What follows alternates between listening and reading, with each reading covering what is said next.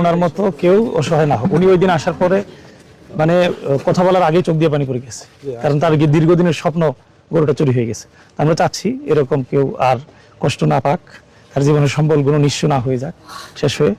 আমরা আমাদের সামর্থ্যের আলোকে একটু সহযোগিতার চেষ্টা করলাম, এটা মূল বিষয় না। মূল বিষয় হলো গরু চুরিটা বন্ধ হোক।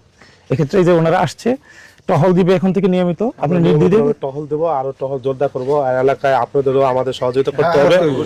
আপনাদের একটু মানে আমাদের সাথে সাথে আপনারা একটু এলাকায় টহলে থাকবেন।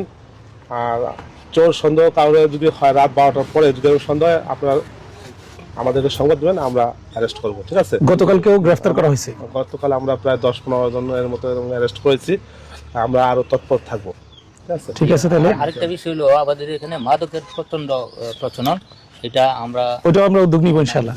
আমরা ঠিক আছে, তাহলে দোয়া করবেন আমাদের জন্য। হ্যাঁ, এটাতে আল্লাহ বরকত দেবে, এই দোয়া করি ইনশাআল্লাহ।